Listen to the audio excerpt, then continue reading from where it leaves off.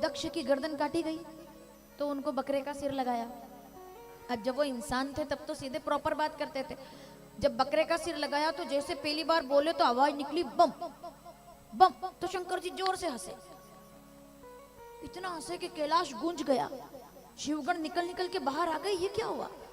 फिर दक्ष ने कहा बम, मतलब जो भी बोल रहा है ना तो आवाज अरे बम बम, भोलेनाथ और हंसे और हंसे। शिवगणों ने कहा अगर शंकर जी को हंसाना है तो क्या बोलना पड़ेगा, बोल बम बम बम बम बम बम बम बम बम लहरी, शिव बम लहरी, मन गाए अकड़ बम बम लहरी। तो बम बम बम बम करते ना तो शंकर जी हंसते। तो जब शिव जी के गण उनको हंसाने के लिए बम बम कह सकते तो हम अभिनय नहीं कर सकते क्या।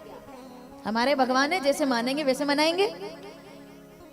तो सावधान, शंकर जी माता पार्वती जी का संवाद, मैंने क्या बोला था आपसे कथा में पहले दिन में, 4 घाट पर चलेंगे, दाकिनी तुलसीदास जी और मंदाकिनी जी का संवाद, यानी कि गंगा को राम कथा सुनाई, वो साधना का घाट, ज्ञान का घाट, यानी कि याज्ञवल्क्य जी और भरद्वाज जी संवाद करेंगे। तो ज्ञान के घाट पर कथा आएगी। अब तीसरे घाट पर कथा उतर गई है और यह है वैराग्य का घाट, क्योंकि शंकर जी और पार्वती जी संवाद कर रहे हैं तो वैराग्य के घाट में कथा आ गई है। आखिरी में जाएगी प्रेम वात्सल्य के घाट पर, जब 2 पक्षी बात करेंगे। तो फिलहाल तीसरे घाट पर हम आ गए हैं, संवाद शुरू हो गया। समझ में आ रहा है ना आपको, क्रम टू क्रम चल रहे हैं अपन, सीधे सीधे, है ना, ताकि आपको सीधे समझ में आए। माता पार्वती ने कहा मैं कथा सुनना चाहती हूँ। शंकर जी कहते हैं बैठो पार्वती, मैं तुम्हें राम कथा सुनाता हूँ, आइए जरा अयोध्या बना दें। श्री राम जय राम, बच्चों को अपने पास पूरे समय बिठा के रखिएगा। श्री राम जय राम। माता पार्वती हाथ जोड़कर बैठ गई। अब अगली जो कथा आने वाली है वो माताओं बड़ी अद्भुत है, इसलिए सावधान। जब माता पार्वती बैठी तो शंकर जी प्रसन्न हो गए। नारी तू नारायणी, नारी का सम्मान जितना सनातन में हुआ है उतना किसी पंथ में नहीं हुआ, ये याद रखिएगा। 1100 पंथ है, 1100 पंथ भारत में या विश्व भर में, 1100 पंथ, धर्म नहीं, धर्म केवल सनातन है, पंथ है। जो जिस रास्ते पर चला उसने पंथ बना लिया। फिर से सुनिए, मेरी तरफ ध्यान दीजिए, पूरा 1100 पंथ हैं। पंथ मतलब रास्ता, किसी ने कहा कि ये रास्ता सही है, उस पे चल दिए, वो उस पंथ के पंथी हो गए। धर्म केवल एक है, धर्म कभी भी अलग अलग है ही नहीं, एक धर्म है, उसका नाम है सनातन। 1100 पंथ देश पर रखा जाता था, के ज्यादा नारी को मिलेगा, ये हमारे प्राचीन सभ्यता ने सिखाया। नारी को सम्मान दिया, इसलिए हमारे यहाँ कृष्ण राधा कोई नहीं कहता, राम सीता कोई नहीं कहता, कोई नहीं कहता, शंकर गोरा कोई नहीं कहता। जो कहते हैं राधे श्याम, सीता, गिरजा, शंकर, ठीक है। नारी को सम्मान दिया, नारी तू नारायणी, क्योंकि नारियां त्याग करती हैं। एक शंकर जी ने कहा ये कि नारी नारायणी है भाई, ये पूजा की अधिकारिणी है, इसलिए मैं तुमको कथा सुना रहा हूँ।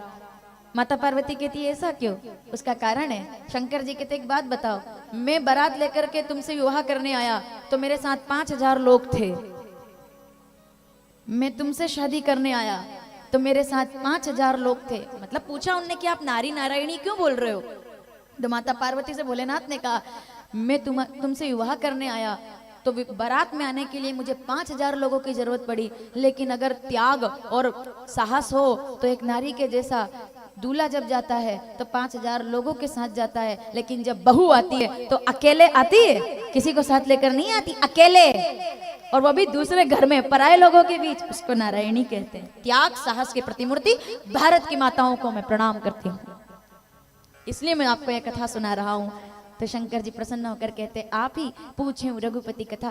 तो माता पार्वती ने पूछा एक ही सवाल है मेरा, अब यहीं से कथा शुरू होगी और इसी पे कथा पूरी होगी। एक ही सवाल है, राम जी आए, लीला की, सब ठीक है, रोए क्यों? राम जी रोते हुए नहीं अच्छे लगे बस। अच्छा कल भी यही पूछा था, आज भी रोना नहीं था ना, क्यों रोए? तो शंकर जी कहते हैं ये भी आपके गुरुजी की वजह से हुआ है। मतलब 5 कारण बताए राम जन्म के। सावधान, बाबा कहते हैं राम जन्म के हेतु अनेका, परम विचित्र एक विचित्र कारण है। 5 कारण। कौन से 5 कारण? 5वें पर जाकर के रुकेंगे, ठीक है। पहला कारण, जय विजय को सनकादिक मुनियों का श्राप, उसके लिए आपको भागवत सुननी पड़ेगी कि दोनों राक्षस हो जाओ, भगवान आपका उद्धार करेंगे। इतना बस बोल रही हूँ क्योंकि आप सब जय विजय का प्रसंग अच्छे से जानते हैं। हिरण्याक्ष, हिरण्यकश्यप, शिशुपाल, दंतवक्र, रावण, कुंभकर्ण बनोगे, भगवान उद्धार करेंगे। इसको अपने पास बिठाइएगा तुरंत। अगर आप किसी के पास भी किसी का बालक भी है, नहीं बैठ रहा, तो फिर आपको यहाँ इस एरिया से बाहर जाना पड़ेगा। तो राम जन्म के हेतु अनेक 5 कारण है। जय विजय को श्राप, माताओं सावधान। दूसरा कारण, जलंधर की कथा, तुलसी वृंदा, शिव पुराण का प्रसंग है, कभी शिव पुराण हुई तब सुनेंगे, ठीक है। जलंधर की कथा, जलंधर रावण बना और तुलसी बनी माता सीता, विनाश का कारण बनी। तीसरा कारण, मनु शत्रुपा, तब किया मनु ने, शत्रुपा ने जो मांगा।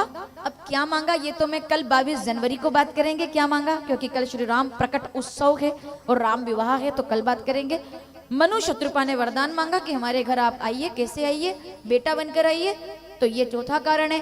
5वां कारण क्या है, तो वो चौथा कारण, प्रताप भानु की कथा। अरे भैया, एक बार 7 दिन की राम कथा करवा लो या एक बार 7 दिन की प्रताप भानु की कथा करवा लो, एक ही बराबर है। इतना लंबा प्रसंग है प्रताप भानु का अकेले का। जो लोग रामायण पढ़ते होंगे वो समझ जाएंगे। पन्ने पलटे जाओ तब तक 2 महीने हो जाए, तब तक भी प्रताप भानु चलता ही रहता है। चौथा कारण प्रताप भानु। नहीं आप मुझे, अरे भाई वो रावण के लिए आए, उन्होंने दुष्टों का, मैं वो नहीं पूछ रही हूँ।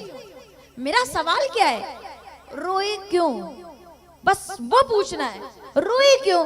तो शंकर जी कहते तो फिर सुनो, रोने का तो एक ही कारण है। बाबा की ये चौपाई सुनिएगा। शंकर जी कहते हैं, नारद श्राप दीन इक बारा, कलप एक तेही लगी अवतार।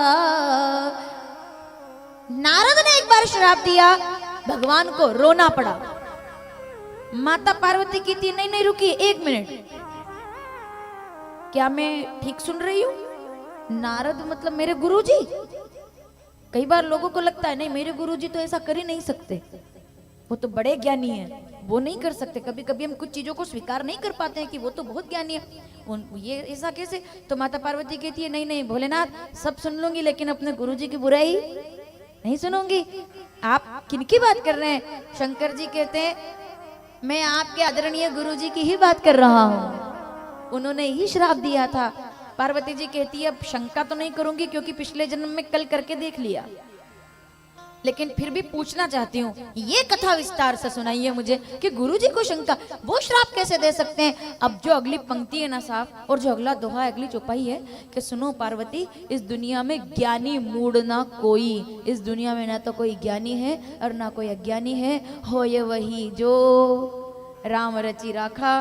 जब वहां से पुण्य प्रारंभ होते हैं तो ईश्वर के निकट आ जाते हैं लोग, और जब वहां से पुण्य खत्म हो जाते हैं तो माया के निकट चले जाते हैं लोग। बस इतनी सी कहानी है, इसको विद्वान लोग बहुत अच्छे से समझेंगे।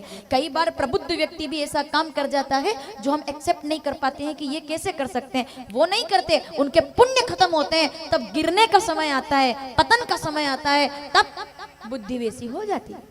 समझना इस बात को। आप ईश्वर के निकट रहेंगे तो आपको तुलसी की माला में आनंद आएगा, लेकिन आप जब माया के निकट जाएंगे ना तो आपको 2.5 लाख के बेग में आनंद आएगा। जब आप माया के निकट जाएंगे, जब तक आप इस बात को सीधे समझना, आप जब चाहे आप कथा क्यों ना करते हो, चाहे आप भजन क्यों ना गाते हो, भजन गाते गाते माया फंसाएगी। अगर आप उसके चंगुल से निकलने में सफल हो गए तो आप तुलसी की माला पहनोगे, और अगर आप उस माया में उलझ गए, बंबई के ग्लैमर में उलझ गए, आप मेकअप में उलझ गए, तो 3 लाख की गुची की शाल ओढ़ करके भजन गाए जाएंगे। ये माया का प्रभाव है भाई, ये माया का प्रभाव है, इसमें गलती नहीं है। बुद्धि जब खराब होती है तो माया के निकट जाता है कोई। मैं सही बता रही हूँ आपको, मतलब 3.5 लाख के सैंडल श्री कृष्ण के भजन करने वाले पहन रहे हैं आपके दान से। खुशी होगी आपको जानकर, 2.5 लाख का बैग एयरपोर्ट पर मॉडर्न स्टाइल में लोग चल रहे हैं आपके पैसे से। 5-5 लाख रुपए के 10-10 बैग रखे हुए हैं, लेकिन गले में, माफ कीजिएगा ठीक बोलूं तो समर्थन करना, 2.5 लाख का बैग है एयरपोर्ट पर भजन गायकों के और भजन गायिकाओं के और मायरा करने वाले लोगों के हाथ में। 2.5 लाख के बैग है, गुची की शाल है 7 लाख रुपए की, ये दुपट्टा होगा 150 या 100 रुपए का होगा, लेकिन जो सामर्थ्य इसमें है वो 2.5 लाख रुपए के बैग में और शाल में नहीं है। लेकिन वो बैग पहनना है तो इसको त्यागना पड़ता है। और भैया जान चली जाए लेकिन ये नहीं जाना चाहिए, मुझे दुख है इस बात का। नहीं, अच्छा है, लोगों को पता चलना चाहिए कि आपके दान का कितना सुंदर उपयोग हो रहा है, आपके पैसे का कितना बढ़िया उपयोग हो रहा है। 3.5 लाख रुपए के सैंडल, 2.5 लाख रुपए का बैग, जो शाल ओढ़ी जाती है ना, 4 लाख रुपए की गुची की शाल आती है, वो शाल ओढ़ करके जब लोग चलते हैं तो कोई बात नहीं, अरे भोगे भोग को। लेकिन दुर्भाग्य ये है कि फिर भी इतना होने के बाद भी जिसका नाम गा करके कमाया, उसके नाम का एक चंदन का तिलक और एक तुलसी की माला तक गले में नहीं है, तो फिर तुम माया में आ गए हो, फिर तुम में और एक निकृष्ट संसारी में कोई फर्क नहीं रह गया है। लेकिन मैं गलती नहीं मानती हूँ। क्यों नहीं मानती? क्योंकि माया, यही कलयुग है भाई, यही माया है और यही कलयुग है।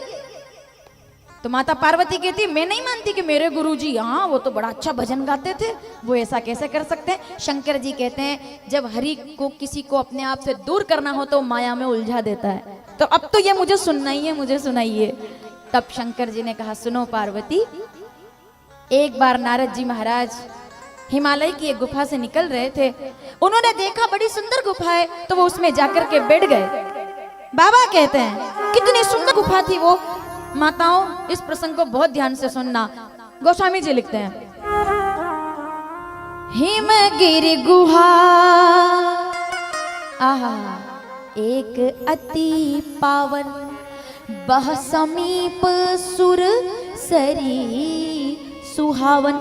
गंगा का किनारा है, पक्षी चहचहा रहे हैं, कलकल प्रवाह है, और ऐसे में नारद जी का मन 1.5 घड़ी से ज्यादा कहीं टिकते नहीं है, पर वहां टिक गए, बैठ गए और ध्यान लगा दिया, नारायण नारायण नारायण।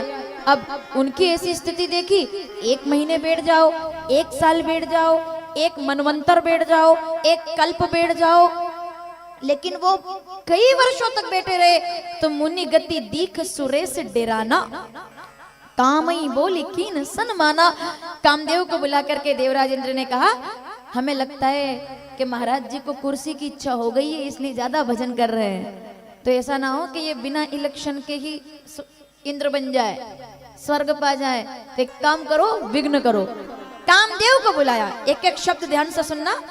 यहां से जाओगे ना और रात में सोओगे तब भी ये शब्द याद आएंगे आपको, अगर ढंग से सुनोगे मैं क्या बोल रही हूँ।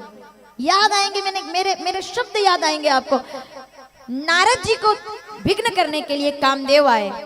कामदेव ने कहा मैं अभी जाता हूं। तो इंद्र ने कहा कैसे जाओगे? बोले ये 3 बाण है मेरे पास, 3 तीर, मैं 3 तीर लेकर जाऊंगा, पहले मैं ही घायल कर दूंगा, 2 की जरूरत तो पड़ेगी नहीं। कितने तीर ले जाऊंगा जल्दी बताइए? 3 तीर लेकर के कामदेव आए। नारद जी ध्यान में बैठे थे। ओम नमो भगवते वासु भजन कर रहे थे, ध्यान कर रहे थे। कामदेव आए। कामदेव ने आकर पहला तीर चलाया, और पहला तीर कैसा? खुशबू का, फूलों का, सुगंध का, फलों के पकने का, ऋतु के बदलने का। चिड़िया चहचहा रही है, पंछी गीत गा रहे हैं, कुहू कुहू कोयल बोल रही है। पूरा इतना सुंदर दृश्य बन गया कि बड़े से बड़ा महात्मा भी डोल जाए।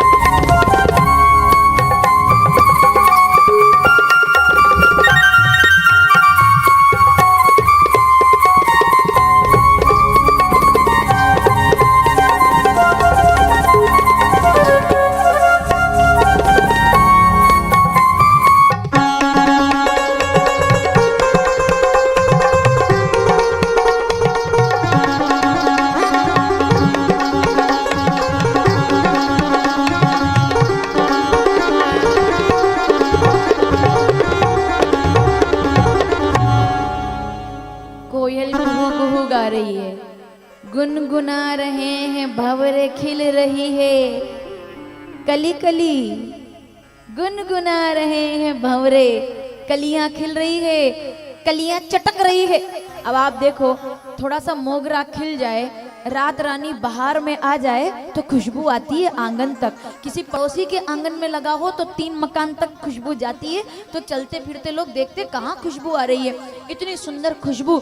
फलों में से रस टपकने लगे, सुंदर से सुंदर फल और आकर्षक खुशबू। लेकिन पहला तीर इतना चलने पर भी नारद जी ने आंखें नहीं खोली, वो तो अब भी बैठे रहे। हाथ जोड़िए मेरे साथ, ओम नमो भगवते। उनका ध्यान नहीं टूटा भैया, पहला तीर फेल हो गया। समझ गए आप? कितने तीर लेकर आए हैं? ये आखिरी तक चलेगा, इसको याद रखना। 3 तीर लेकर आए हैं, पहला तीर फेल हो गया। कामदेव को क्रोध आया कि ये कैसे हो सकता है, ये नहीं हो सकता। अब उर्वशी, रंभा आदि सब अप्सराओं को तुरंत आदेश किया, नाचो। तो जैसे संगीत बजा और उस संगीत के साथ जैसे नृत्य हुआ, और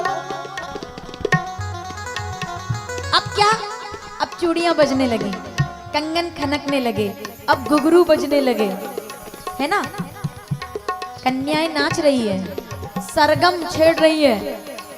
समझ रहे हो आप? कितना सुंदर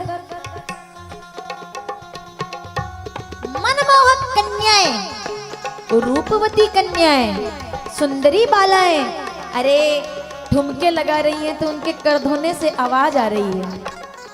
पैर के किंकिन कुंकुन बज रहे हैं, कंगन खनक रहे हैं, गजरा गजरा महक रहा है। सुंदर है वो अप्सराएं भाई,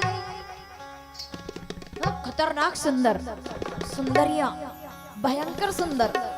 देखो तो चेहरे से, हम कहते ना ग्लास स्किन, क्या हो सकती है अप्सराओं को। देखो ग्लास स्किन, एकदम चेहरा नजर आए उनके चेहरे में।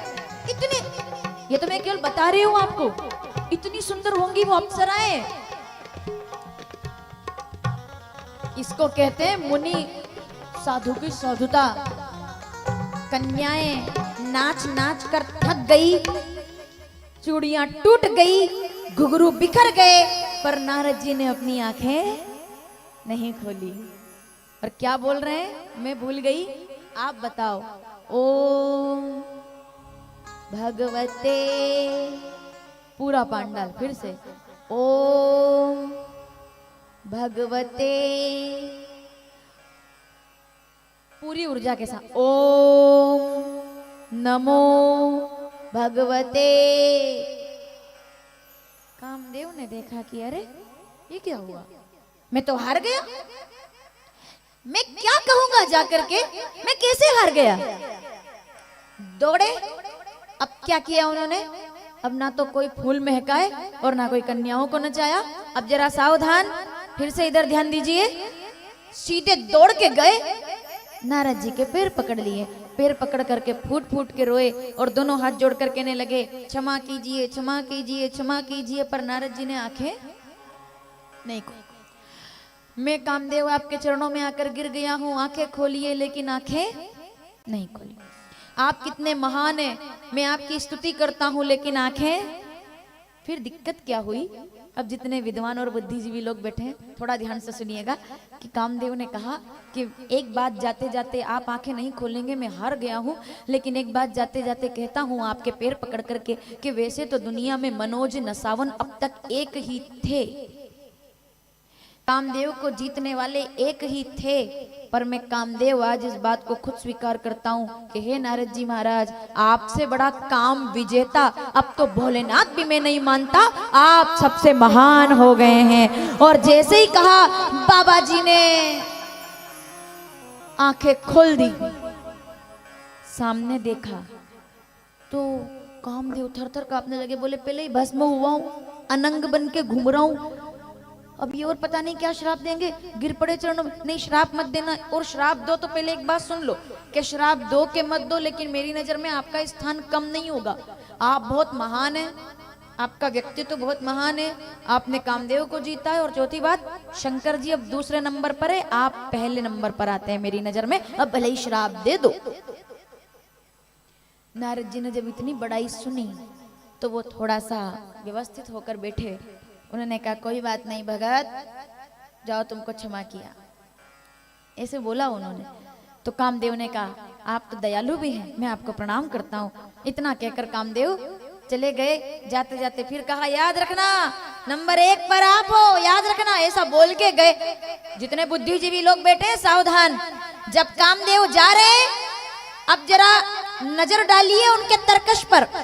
मैं एक सवाल पूछना चाहती हूँ यहाँ बैठे लोगों से जिन्होंने एक्टिवली कथा सुनी है, कितने तीर लाए थे तर्कश में कामदेव? 3 लेकर आए थे। अब जब वापस जाने लगे तो उनके तर्कश में कितने तीर बचने चाहिए? भाई कितने चलाए उन्होंने? 3 तीर थे उनके पास। कितने तीर चले? तो वो कहते हैं कि भाई अब उनके तर्कश में 1 तीर होना चाहिए। लेकिन जो इस प्रसंग को पहली बार सुन रहे हैं वो सावधानी से सुनना। जब कामदेव पलटे तो अब गड़बड़ यह हो गया कि हम ठीक से देख नहीं पाए। अब कामदेव के तर्कश में 1 भी तीर नहीं है, खाली ले जा रहे हैं तर्कश को। नहीं समझे आप कहोगे तीसरा तीर गया कहाँ? अरे गया कहाँ, चला है सीधा हृदय में जाके लगा है। क्या बात कर रहे हो आप, कहाँ चला है? आप कहोगे हमने तो सुना ही नहीं, हमने तो 2 ही तीर सुने, तीसरा तो हमने सुना ही नहीं। अरे भाई पहला तीर तो श्रृंगार का था, दूसरा तीर तो अप्सराओं का था, लेकिन तीसरा तीर 2 बाण के प्रहार से तो फिर भी इंसान बच सकता है। लेकिन जो तीसरा तीर था जिसने नारद जी से लेकर के आप हम सबको घायल किया हुआ है, और वो तीसरा तीर है जो रोज आप पर और हम पर चलता है, वो है झूठी प्रशंसा का तीर जो मनुष्य को बर्बाद कर देता है। तीसरा तीर, क्षमा कीजिएगा, लोग कहते हैं कि इनसे सावधान, उनसे सावधान। एक बात कहना चाहती हूँ, नहीं बोलना चाहिए लेकिन बोल देती हूँ, चापलूसों से सावधान।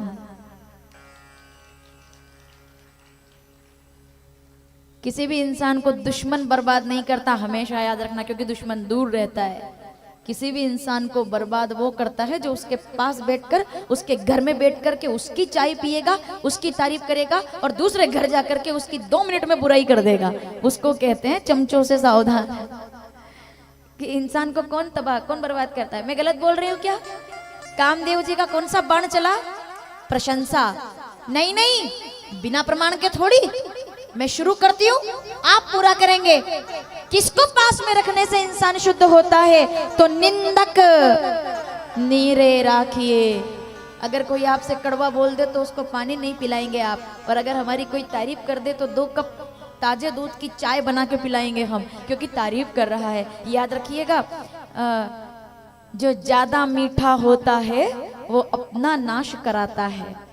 मीठे गन्ने को देखेंगे कोल्हू में बेला जाता है, कैसे उसको उसका रस निकालकर खत्म हो जाता है वो, लेकिन कड़वे नीम का रस चौराहे पर कभी नहीं मिलता।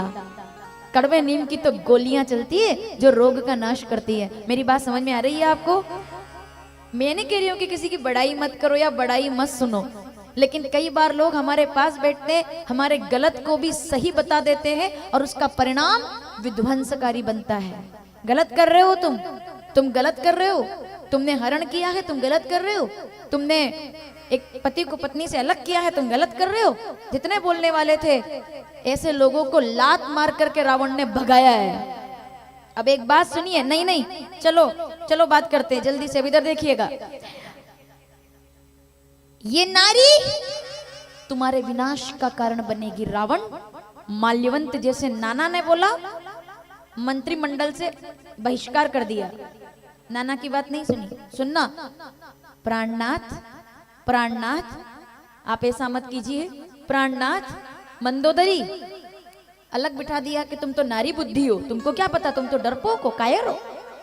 फिर बात नहीं की कभी मंदोदरी से। आ रही है मेरी बात समझ में? अंगद लौटा दो रावण, अब भी समय। हनुमान जी मृत्यु निकट आवा खल तोई, ये कहकर के और अंग भंग कर पटियाई बंदर, है ना, ऐसा ऐसा किया। अब आप कहोगे कि इतने उदाहरण तो आपने दे दिए कि जो कड़वा कड़वा बोले। मीठा बोल करके किसने विनाश किया? अरे भैया, शुरुआत ही वहीं से हुई है। मैं नाम भूल गई हूँ, आप याद करना। मैं सीधा बोलूंगी और आप समझ जाओगे। भैया आप कितने महान हैं, भैया आप कितने विद्वान हैं, भैया आप जैसे राजा के पास तो सुंदर नारी बैठनी चाहिए, उनको मैं अभी अभी देखकर आ रही हूं। और तो सम पुरुष न मो सम नारी, यह सहयोग रचा। समझ में आ रहा है आपको? पूरे रामचरितमानस में केवल एक व्यक्तित्व ऐसा है जो रावण की बड़ाई करके कहता है कि आपके पास में अगर भगवती सीता बैठ गई तो लंका का कितना यश बढ़ जाएगा। विचार करके देखिए, 1000 लोगों की लिस्ट है जो रावण से कड़वा बोल रहे थे, वो सब रावण के विरोधी कहलाए, लेकिन केवल लिस्ट में एक नाम ऐसा था जिसकी बात सुनकर के लंकेश रावण को रात भर नींद नहीं आई और अगले दिन वो मारीच को प्रणाम करने के लिए पहुंच गया। समझ में आ रहा है आपको? जीवन को बर्बाद कर, जीवन को खुश करने के लिए, आबाद करने के लिए, अच्छा बनाने के लिए निंदक होने जरूरी है, और जीवन को बर्बाद करने के लिए शूर्पणखा का होना पर्याप्त है। मीठा मीठा बोली वो और बर्बाद कर गई। समझ में आया आपको? तो इसलिए मैं कहती हूँ कि सावधान। नहीं, दुश्मनों से नहीं सावधान। एक बात है, देखो एक बात बोलूं जल्दी से, दुश्मनों से नहीं सावधान ना, अपनों से सावधान। क्योंकि इस दुनिया में इतिहास गवाह है, जब भी किसी का सर्वनाश हुआ है अपनों की वजह से हुआ है। माफ कीजिएगा, बिना प्रमाण के नहीं बोलूंगी मैं। रामचरितमानस उत्तरकांड 120 दोहा 15वीं चौपाई। मोह सकल व्याधिन कर मूला, जहिते पुनि उपजई बहुशूला। समझ में आ रहा है आपको? दुश्मनों से नहीं सावधान, पास बैठे हुए दोस्तों से ज्यादा सावधान। क्योंकि हमारे यहाँ मालवी में एक कहावत है कि जब भी सिर फूटता है अपनों से सावधान, जो आपके करीब है। मैं तो हमेशा एक बात कहती हूँ, देखो कि जीवन में आगे बढ़ना है तो जारी अपना सफर रखना। इसके साथ प्रसंग को आगे बढ़ा दूंगी। पीछे तक के बैठे लोग सावधान, जीवन में आगे बढ़ना है, सबके लिए बात है ये। बिजनेसमैन, व्यापारी, किसान, पुरुष, माता, भाभी, बहन, बेटी, दोस्त, सबके लिए है कि जीवन में आगे बढ़ना है। इसको मंत्र बना लो। जीवन में आगे बढ़ना है तो जारी अपना सफर रखना, गैरों से कोई बात नहीं, अपनों पे नजर रखना। क्योंकि आपके लिए जब भी समस्या आएगी, बाहर वाला कभी आपको बाल बाका नहीं कर पाएगा। जब भी दिक्कत आएगी, इतिहास से लेकर के सनातन तक, धर्म से लेकर इतिहास तक, राज परिवार से लेकर के घर परिवार तक, जब भी किसी ने बिगाड़ा है अपनों ने ही बिगाड़ा है। अपने कोई जो मंथरा घर में बैठी तो राम से अलग कर दिया, कोई जो मामा शकुनी घर में बैठे तो कौरवों का सर्वनाश कर दिया, और कोई जयचंद जब राष्ट्र में बैठा तब उसने राष्ट्र के अंदर बाधाओं को पैदा कर दिया। इस देश में जब जब भी दिक्कतें हुई है अपनों से सावधान। तो मतलब ये नहीं है कि कोई वो, लेकिन समझ गए ना आप मैं क्या कहना चाहती हूँ। तीसरा बाण चल गया साहब, कामदेव हंसते हुए गया, बोले मेरा काम। एक बात बताओ, कैसे बोल रहे हो आपके केवल 2 बाण चले? लक्ष्य क्या था? नारद जी की आंखें खुलवाना। आंखें खुली कि नहीं तीसरी बार में? बस, तो कामदेव जीत गया। नारद जी ने वहीं छोड़ दिया साधना को। बोले अब क्या, अब तो मैं कामदेव विजयी हो गया, अब तो ये मिठाई तुरंत, ये तो खबर अखबार में आने के लायक है कि मैंने कामदेव जीता है।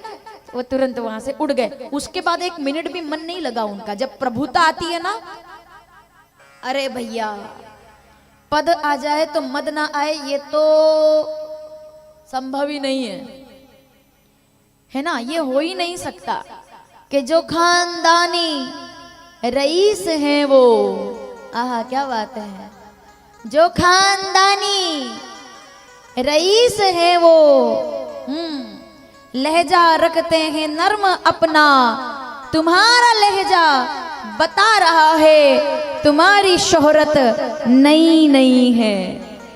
जो कामदेव विजयी वो तो भोलेनाथ बैठे हैं और ये बीच में उछल करके और मिठाई का डब्बा लेकर सबसे पहले भोलेनाथ के पास पहुंच गए। बोले अब मैंने भी कंपटीशन में आ गया हूँ, मैंने भी कामदेव जीत लिया है। शंकर जी ध्यान में थे, नारद जी कई वर्षों से बैठे थे ना तो मिले नहीं थे, तो शंकर जी आए वहां पर विराजमान है कैलाश पर। तो नारद जी आए और नारद जी ने जैसे ही कहा ओम नमः, तो शंकर जी ने आंखें खोली। अरे बेटा नारद, अरे मुनि नारद, अरे ऋषि नारद, बड़ा स्वागत है, बड़े दिनों में आए, कैसे हैं आप? तो नारद जी ने कहा क्या बताऊं भोलेनाथ, अच्छा आप खबर सुनाना भी जरूरी कि मैंने कामदेव जीता, लेकिन अपने मुंह से तारीफ कैसे करे? तो नारद जी ने कहा कि भोलेनाथ क्या बताऊं, बड़ा समय विकट आ गया है, तपस्या करने बैठो तो कामदेव आ जाते हैं। तो क्या आपके सामने आए? बोले हाँ आ गए थे। फिर क्या हुआ? बोले रहने तो नहीं बताता हूँ, अच्छा नहीं लगेगा। शंकर जी ने कहा जब मन हो तब बता देना, कोई बात नहीं। शंकर जी ज्यादा इतना वो तो औपचारिकता में नहीं विश्वास रखते। तो नारद जी कहते नहीं नहीं मामला बिगड़ जाएगा, बोलना पड़ेगा। तो शंकर जी से कहा नारद जी ने, बोले मैंने कामदेव आया तो आपकी कृपा से मैंने कामदेव को जीत लिया। शंकर जी समझ गए कि अहंकार का अंकुरण बन गया है, सावधान, अहंकार का अंकुरण बन गया है। शंकर जी ने कहा बहुत बहुत बधाई नारद। अरे नारद जी माताओं सावधान, जो स्क्रीन के सामने बैठी है वो भी, हाँ एकदम बिल्कुल सीधा देख रहे हो आप। उधर मैं जानती हूँ कि आप सीधा मुझे ही देख रहे हैं या गोविंद भगवान को ही देख रहे हैं, लेकिन बीच बीच में थोड़ा थोड़ा ऐसे ऐसे करते रहना तो मुझे समझ आए कि हाँ आवाज आ रही है मेरी पीछे तक, ठीक है? मैं देख रही हूँ आपको बराबर, ठीक है? समझ गए ना आप? किससे सावधान? झूठी तारीफ करने वाला। एक बात जीवन में याद रखना, पीछे तक बैठी माताएं, ठीक बोलूं तो समर्थन करना वरना मत करना। जो आपके घर बैठकर आपकी चाय पीकर आपके सामने किसी और की बुराई कर सकता है, वो किसी और के घर बैठकर उसकी चाय पीकर आपकी बुराई भी जरूर करेगा। इसलिए हर किसी के सामने अपने मन के राज मत बताइए, हर किसी से अपने मन की बात मत कहिए, क्योंकि औरों तक बात पहुंचने में वो अपने लोग जिम्मेदार होते हैं जिनसे हम कभी भावुकता में कुछ बोल जाते हैं। मन ज्यादा खुश होता है तो बोल जाते हैं ऐसा ऐसा है, अच्छा अच्छा है, अभी 3 लाख का शेड बनवाया, अभी 4 लाख का शेड बनवाया, पता चला कि किसी गलत व्यक्ति के सामने बोल दिया तो वो इंतजार ही कर रहा है कि कब ये शादी ब्याह में जाए और हम इनके घर पर चोरों को पहुंचाएं। ये होता है, ये होता है। अपने को किसी को बता दिया आपने, होता है नहीं होता? बताओ मुझे कि भाभी जी आज तुम जा रहे हैं, कब आओगे? 3 दिन तक घर पे कोई नहीं रहेगा, ताला लगा के जा रहे, किसी को बताया नहीं है। जितने पुलिस केस है ना आप उठा के देख लो, जितने चोरी के केस है कहीं ना कहीं कोई ना कोई होता है जिसको आपने बताया होगा। कोई है जिसकी कोई चाय पीने आया और आपने बोल दिया, बोले दुकान पे ताला रहेगा, क्या है 2-3 दिन से कैमरा खराब हो गया। अब ये आपने बताया, अपने को खबर पहुंच गई जहां तक पहुंचनी थी। मैं गलत बोलूं तो मुझे बताना आप। हमने मशवरा किया था, अपनों के साथ बातें पहुंची गेरों तक, उसमें गेर को दोष मत दीजिए, चेक कीजिए कि आप कहां गलती कर गए। ये नारद मोह प्रसंग की विशेष बात है, सभी के लिए सावधान। तो नारद जी कामदेव जीत करके, अब क्या जीत करके आए वो? तो शंकर जी ने कहा नारद जा रहे हो? हाँ जा रहा हूं। तो फिर एक काम करना कि जो तुमने मुझे कहा है वो किसी से कहना मत, ठीक है? तो मैं क्या क्या बोलूं आपसे, बहुत ध्यान से सुनना माताओं। जैसे नारद जी को टोका कि जो मुझे बताया वो किसी को मत बताना। जितने बच्चे बैठे हैं सुन लो, जितनी माताएं, जितने छोटे लोग बैठे हैं, छोटे लोग मतलब जिनसे बड़ा कोई घर में है वो छोटे लोग, छोटे लोग मतलब बेटी, बहू, बेटा, देवर, ये छोटे लोग हैं। बड़े कौन है? ससुर, जेठ जी, सासू, माता, पिता, ये बड़े लोग हैं। तो जितने छोटे लोग बैठे हैं, मेरी एक बात ध्यान से, वो स्टूडेंट भी हो सकते हैं, विद्यार्थी, इसको अपने पास बैठा, वो विद्यार्थी भी हो सकते हैं, स्टूडेंट भी हो सकते हैं, वो कोई भी हो सकते हैं। फिर से देखिए इधर, अगर मैं ठीक बोलूं तो आप विचार करना। नारद जी से कहा कि नारद जो हमसे कहा है वो किसी और से जाकर मत कहना भाई, तुम्हारे लिए ठीक नहीं है। तो शंकर जी की बात सुनकर नारद जी निकले और चेहरा ऐसे फूल गया। क्यों? क्योंकि क्या चौपाई है साहब, शंभु वचन मुनि मन नहीं भाए, तब विरंची के लोक सिधाए। शंकर जी की बात नारद जी को अच्छी नहीं लगी। अब जितने छोटे लोग यहाँ बैठे हैं परिवार में, उम्र में, जितने छोटे बच्चे बैठे हैं, बहुएं बैठी हैं, बेटियां बैठी हैं, युवा बैठे हैं, इस बात को ध्यान से सुनना। अपने से बड़े लोगों की बातें, अपने से बड़े लोगों का रोकना, अपने से बड़े लोगों का टोकना, अपने से बड़े लोगों के सुधार की बातें जिस दिन आपको अच्छी ना लगने लगे, समझ लेना हमारा पतन निकट आ गया है। अब हमको गिरने से कोई नहीं बचा सकता। जब हमसे बड़ा कोई कुछ बोले और हमको अच्छा ना लगे, समझ रहे हैं आप? जब बड़ा कुछ कहे, दादी बोले कि बेटा ऐसा मत करो और हमको अच्छा ना लगे, तो समझ लो कि पतन आ गया है। क्योंकि बड़ा जब भी बोलेगा, फिर से सुनो, हम बोलेंगे किताब से बोलेंगे। मैंने हमेशा कहा है, ज्ञानी बोलेगा किताब से बोलेगा, वैरागी बोलेगा पुराण से बोलेगा, लेकिन घर का बूढ़ा बोलेगा तो किताब में पढ़कर नहीं, वैराग्य में पढ़कर नहीं, अनुभव को जी करके बोलेगा। इसीलिए ज्ञानियों को सुनो ना सुनो, वैरागियों को सुनो ना सुनो, सन्यासियों को सुनो ना सुनो, पर घर के बूढ़ों को जरूर सुनो। अगर आप घर के बूढ़े को सुन रहे हैं तो आप 1000 संतों को सुन रहे हैं। क्षमा कीजिएगा, मतलब ऐसा लगेगा कि मैं खुद के ही विरोध में बोल रही हूँ, लेकिन यह सत्य है। आप आज इस बड़ी संख्या में मुझे सुनने क्यों आए हैं? इसलिए आना पड़ रहा है क्योंकि हमने घर के बड़ों को सुनना बंद कर दिया है। हमने घर के बड़ों के सामने बैठकर कल्याण का अंक पढ़ना बंद कर दिया है। हमने पुराणों को सुनना बंद कर दिया है, इसलिए हमें यहाँ आकर बैठना पड़ रहा है। बड़ों की बातें सुनो। क्या बोला शंकर जी ने? बेटा किसी को बताना मत। नारद जी नाराज हो गए, बोले इनको तो मेरी प्रतिष्ठा अच्छी नहीं लग रही, तो ये जल रहे हैं। बताओ आप, शंकर जी जल रहे हैं नारद जी से। इसी को कहते हैं बीमार हो जाना। नारद जी बीमार हो गए।